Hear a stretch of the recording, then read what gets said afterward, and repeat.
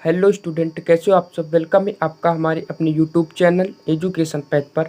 यहाँ पे आपको मिलते हैं क्लास 9th एंड 10th की साइंस के लिए full video lectures and notes. तो स्टूडेंट, हमने पिछले वीडियो में डिस्कस किया था सैल्ट के बारे में। आज हम डिस्कस करने वाले हैं एसिड की डिफिनेशन और उसके टाइप्स के बारे में। तो आइए टाइम ना वेस्ट करते हुए हम चलते हैं सीधे आज के अपने टॉपिक्स की तरफ। देखिए, एसिड यानी कि अम्ल। एसिड या अम्ल क्या होता है?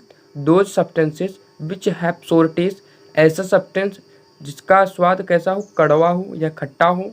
And which turn blue litmus paper red और कॉल्ड एसिड। मीन्स कि ऐसे सब्सटेंस जो स्वाद में कड़वे हों और जो नीले लिटमस पेपर को क्या करें, लाल कर दें, उसे क्या कहेंगे हम? एसिड कहेंगे। क्या कहेंगे? एसिड। मीन्स कि ऐसे सब्सटेंस जो स्वाद में कड़वे हों और जो नीले लिटमस पेपर को लाल कर दें, एसिड कहलाते हैं। नीला लिटमस पेपर क्या है? ये एक प्रकार का पेपर होता है जो आपको शॉप पर यानी कि दुकान पर आसानी से आपको मिल जाएगा, आप खरीद सकते हैं। तो आप उस नीले लिटमस पेपर पे आप अगर एसिड को डालते हैं तो एसिड उस नीले लिटमस पेपर को लाल कर देगा।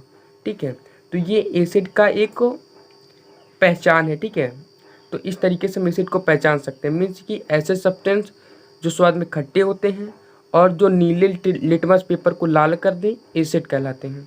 अब आगे हम उसके एग्जाम्पल को देख लेते हैं।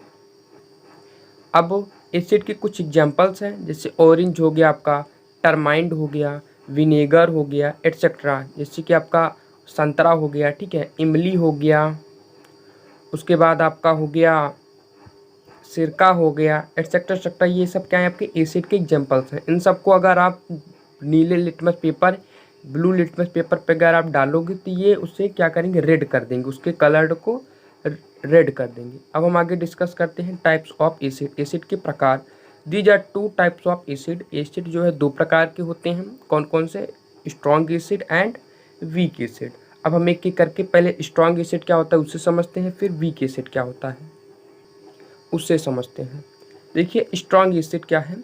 The lower the pH value of an acidic solution, the stronger the acid is called.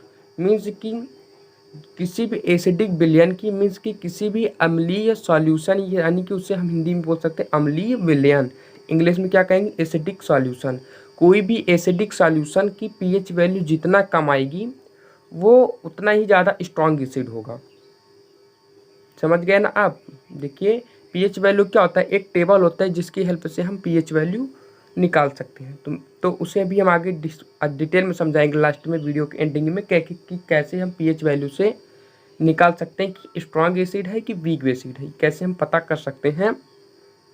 PH value के थ्रू। तो अभी हम यहाँ पे डिफिनेशन में समझ लेते हैं कि कोई भी एसिडिक एसिड है उसकी पीएच वैल्यू जितना कम आएगा वो उतना ही ज़्यादा स्ट्रॉन्ग एसिड कहलाएगा। ठीक है, अब आगे देख लेते हैं वीक एसिड क्या होता है। The higher the pH value of N acid the solution the weaker it is called a weak acid. Means कि किसी भी एसिडिक सॉल्यूशन की पीएच वैल्यू जितना ज़्यादा होगा वो उतना ही ज़्यादा वीक एसिड कहलाएगा। ठीक है, समझ गए आप? आई होप कि स्ट्रॉन्ग एसिड और वीक एसिड आपको अच्छे समझ में आ गया होगा। एक बार हम फिर से आपको समझा दे रहे हैं। देखिए, किसी भी एसिडिक एसिड की किसी भी एसिडिक सॉल्यूशन की पीएच वैल्यू जितना भी कम आएगा वो उतना ही ज़्यादा स्ट्रॉन्ग एसिड कहलाएगा। ठीक है, और किसी भी एसिडिक एसिड की पीएच वैल्यू जितना ज़्यादा आएगी वो उतना ज़्यादा वीक एसिड कहलाएगा। तो आई होप आपको स्ट्रॉन्ग एसिड और वीक एसिड अच्छे से समझ में आ गया होगा। आइए अब हम ये समझ लेते हैं कि कैसे हम पीएच वैल्यू से पहचान कर सकते हैं कि कौन सा एसिड स्ट्रॉन्ग एसिड है और कौन सा वीक एसिड है। देखिए, अब मैं आपको समझाने के लिए एक टेबल बना लिया हूँ। ये 0 to 14 तक का टेबल है। ठीक है, तो 0 से 14, देखिए जो पीएच वैल्यू निकालते हैं वो 14 तक ही हम निकालते हैं। ठीक है ना, 0 to 14 तक ही निकालते हैं, उसका रूल होता है। अब इसके मिडिल में क्या होता है? 7 आता है, ये सबको पता है। 0 और 14 के बीच में आपका 7 आएगा। अब देखो, जो 7 के राइट में मान लीजिए कि हमने कोई एसिड लिया है, उसकी पीएच वैल्यू 8 आ गई है। ठीक है, तो अब वो प्रबल अम्ल होगा कि दुर्बल अम्ल होगा? अब देखो, इसकी जगह जो है मीन्स कि स्ट्रॉन्ग एसिड होगा या वीक एसिड होगा। मतलब कि प्रबल अम्ल को इंग्लिश में क्या कहेंगे हम? Strong acid. और दुर्बल अम्ल को इंग्लिश में क्या कहेंगे हम? Weak acid. तो ये लगभग ये सबको पता होगा, इंग्लिश और हिंदी आपको समझ में आ रही होगी कि स्ट्रॉन्ग एसिड को प्रबल अम्ल कहते हैं, वीक एसिड को दुर्बल अम्ल। तो यहाँ पे हम कैसे पहचानेंगे कि कौन सा वीक एसिड है और कौन सा स्ट्रॉन्ग एसिड है? देखो, अगर कोई भी है, जैसे कि कोई भी एसिड आपके पास है, एसिडिक सॉल्यूशन आपके पास है, उसकी पीएच वैल्यू 8 आ रही है, तो वो क्या होगा? आपका एक वीक एसिड होगा। क्यों? क्योंकि उसकी पीएच वैल्यू ज़्यादा है। मीन्स कि 7 के लेकर 14 तक जिसका भी पीएच वैल्यू आएगा, जितना भी, वो उतना ज़्यादा वीक एसिड होगा। जितना ज़्यादा पीएच वैल्यू उतना ज़्यादा वीक एसिड। और सेम यही अगर इधर आपका 7 से कम आ रहा है तो वो आपको उतना ज़्यादा स्ट्रॉन्ग एसिड होगा। मीन्स कि अगर किसी की पीएच वैल्यू 6 आ रही है तो वो स्ट्रॉन्ग एसिड हो गया। अगर किसी की पीएच वैल्यू 5 है तो वो उससे भी ज़्यादा स्ट्रॉन्ग एसिड है। किसी की 4 आ रही है, 3 आ रही है, तो वो उससे भी ज़्यादा स्ट्रॉन्ग एसिड होगा।